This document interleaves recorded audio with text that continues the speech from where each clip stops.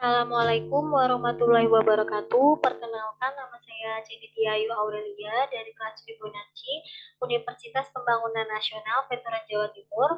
Di sini saya akan menjelaskan hasil pekerjaan ujian praktik NLP dengan judul analisis sentimen terhadap tayangan televisi berdasarkan opini masyarakat pada media sosial Twitter menggunakan algoritma machine learning multinomial naive Bayes.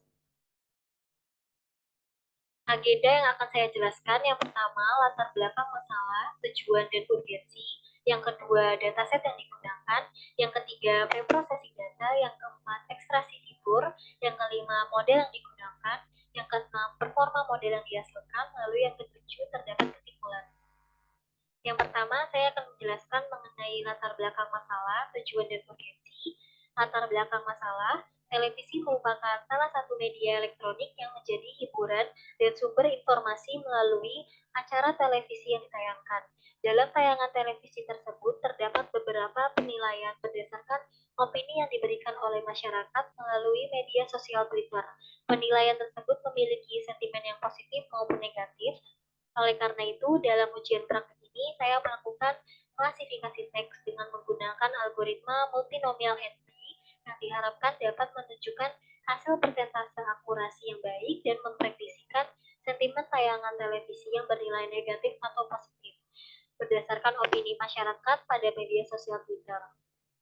Selanjutnya, terdapat tujuan dan urgensi. Tujuan dari latar belakang masalah tersebut untuk melakukan klasifikasi teks dengan menggunakan algoritma multinomial NP untuk memprediksikan sentimen opini masyarakat mengenai tayangan televisi yang bernilai negatif atau positif. Selanjutnya, saya akan menjelaskan mengenai dataset yang digunakan.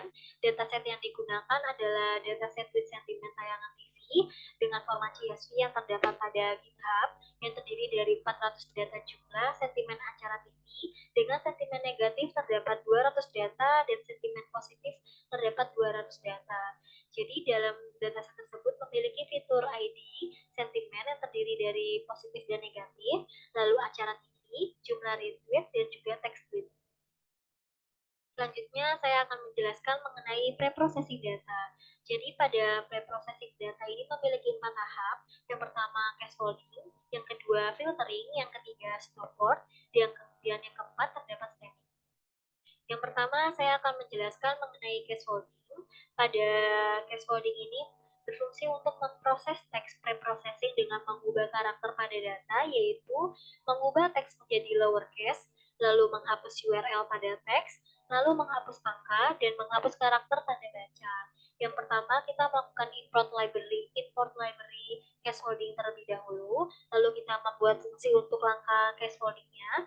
Selanjutnya adalah melakukan raw sample dengan menggunakan data text bit pada data ke-80, di mana pada scaffolding ini kita dapat melihat bahwa tanda baca dan juga hashtag lalu angka dihilangkan. Selanjutnya saya melakukan word normalization, di mana word normalization ini berfungsi untuk mengubah kata tidak baku menjadi kata baku dari kumpulan slang words yang sudah tersedia pada GitHub. Lalu kita dapat menampilkan kata bakunya. Selanjutnya adalah melakukan filtering atau stop word removal. Jadi filtering ini berfungsi untuk menghilangkan kata-kata yang tidak penting dalam teks tweet dengan menambahkan kata lain dalam stop word. Yang pertama, kita melakukan import library terlebih dahulu untuk melakukan stop word removal. Selanjutnya, kita dapat menampilkan panjang jumlah stop word Indonesia yang disediakan oleh NLTK, di mana pada jumlah panjang stop word ini memiliki 758. Kemudian kita dapat melihat daftar stop word yang disediakan pada NLTK. Selanjutnya adalah menambahkan kata lain dalam stop word yang ingin dihilangkan. Jadi di sini saya menambahkan beberapa kata yang ingin dihilangkan. Selanjutnya adalah kita membuat fungsi untuk langkah stop word removal. Selanjutnya kita melihat bahwa pada stop word removal ini, setelah kita melakukan stop word removal, kata yang dihilangkan merupakan kata macam, apa, YG, di, dan hanya. Jadi kata-kata yang dihilangkan ini merupakan kata-kata yang terdapat pada stop word Indonesia tadi. Selanjutnya adalah kita melakukan stemming. Stemming berfungsi untuk mengubah kata menjadi kata dasarnya. Yang pertama kita mengimport library terlebih dahulu, lalu kita membuat fungsi untuk langkah stemming bahasa Indonesia.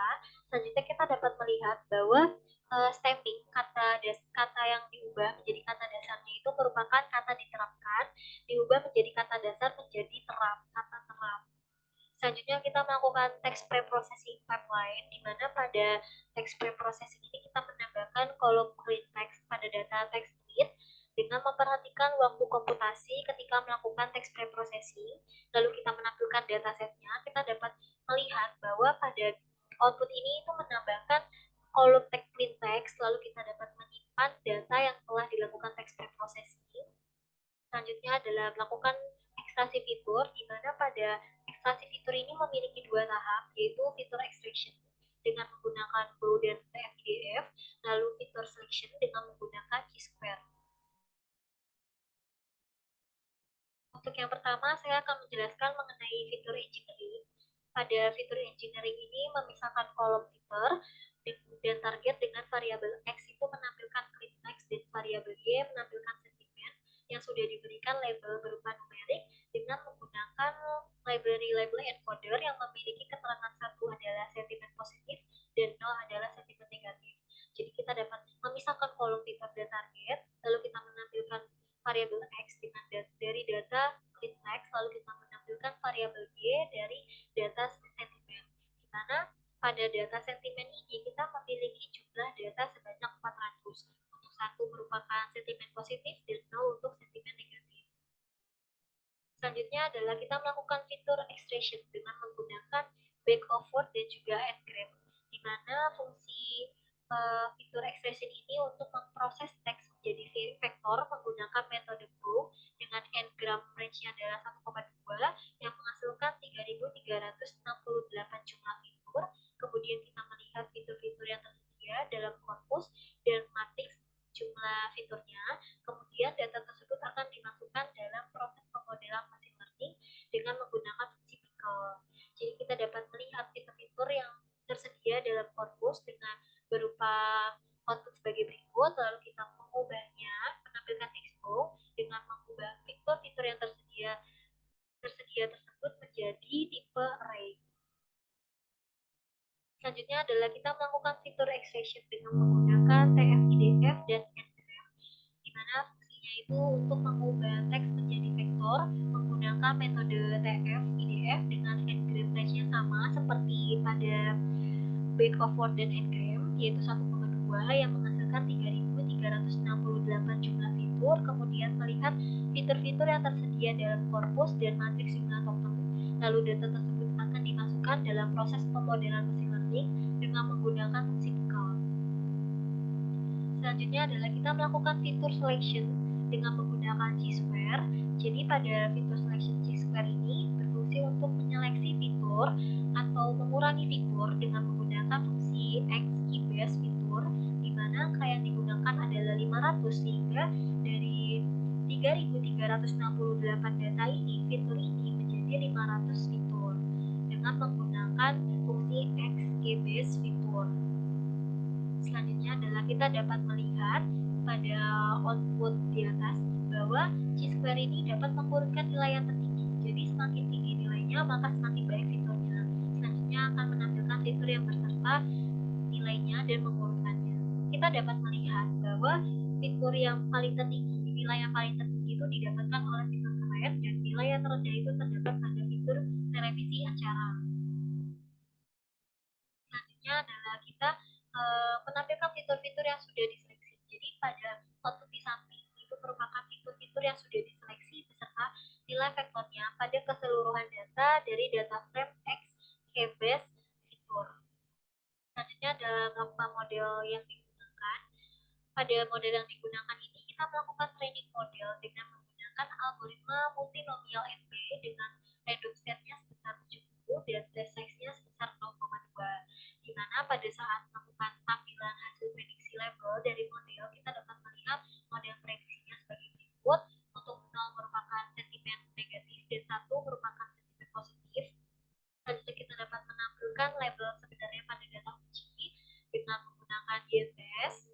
Selanjutnya adalah evaluasi model. Jadi pada evaluasi model ini dengan menggunakan algoritma multinomial NP diperoleh akurasi pengujian yang Daniel di Bayes sebesar 83,75% dengan jumlah prediksi benar 67 dan jumlah prediksi salahnya adalah 13. Jadi kita dapat menghitung jumlah data yang dihasilkan di prediksi model dan juga jumlah data yang salah di prediksi. Kita dapat menggunakan model prediksi dan juga y-testnya, lalu kita menghitung jumlahnya dan juga kita melihat prediksi benar dan juga prediksi salahnya, lalu kita melihat akurasinya dengan menghitung prediksi benar dibagikan dengan jumlah prediksi benar dan juga prediksi salah dikalikan 100, di mana hasilnya didapatkan bahwa jumlah prediksi benar terdapat 67 dan jumlah prediksi salah terdapat 13 dengan akurasi pengujian terdapat 83,75%. Selanjutnya kita melakukan conversion matrix dengan menggunakan library SQL, di mana kita dapat memperoleh coefficient matrices sebagai berikut dan juga kita dapat melihat klasifikasi remote-nya, di mana akurasi yang dihasilkan dari F1 score yaitu 0,84%, di mana hasil tersebut akurasi tersebut sudah cukup bagus untuk melakukan analisis sentimen. Selanjutnya saya akan menjelaskan mengenai performa model yang dihasilkan. Performa model yang dihasilkan yang pertama saya menggunakan cross validation. Kita dapat memilih beberapa teknik cross validation. Di sini saya menggunakan import library sample split dari Scalar model selection. Lalu kita melihat performa model pada cross validation dengan menggunakan import crossval score, di mana kita dapat melihat bahwa akurasi setiap split merupakan 0,8375, 0,8625, 0,9375, 0,8 dan seterusnya. Lalu kita dapat melihat bahwa rata-rata akurasi yang dihasilkan pada cross validation yaitu 0,88. Selanjutnya adalah pada foto di atas melakukan prediksi data pada tahap deployment dengan menggunakan text split yang telah dilakukan text preprocessing. Hasil prediksi dari teks yang dimasukkan berupa sentimen negatif dan juga positif. Jadi pada yang pertama, kode yang pertama ini kita memasukkan teks dengan menginput teks dari text split, dari clean text yang sudah kita bersihkan, sudah kita lakukan text preprocessing. Selanjutnya adalah kita dapat memasukkan kalimat yaitu sebagai berikut, di mana hasil prediksinya berupa negatif karena kita dapat melihat bahwa terdapat kata kesel itu merupakan sentimen negatif. Selanjutnya adalah kita memasukkan untuk mengecek sentimen positif. Yang pertama kita menginputkan teks tweet. Selanjutnya kita dapat melihat bahwa hasil teks tweet yang sudah kita inputkan itu bahwa terdapat hasil prediksinya yaitu positif. Selanjutnya saya akan menjelaskan mengenai kesimpulan. Jadi berdasarkan analisis sentimen terhadap tayangan televisi berdasarkan opini masyarakat pada media sosial Twitter menggunakan algoritma machine learning multinomial naive Bayes yang telah dilakukan diperoleh akurasi sebesar 0,84 sudah bagus untuk melakukan prediksi sentimen negatif dan juga positif pada teks tweet dengan tepat, di mana jumlah prediksi benar yang dihasilkan adalah 67 dan jumlah prediksi salah yang dihasilkan adalah 13. Sekian hasil presentasi saya, penjelasan dari pekerjaan ujian praktik NLP saya. Terima kasih. Wassalamualaikum warahmatullahi wabarakatuh.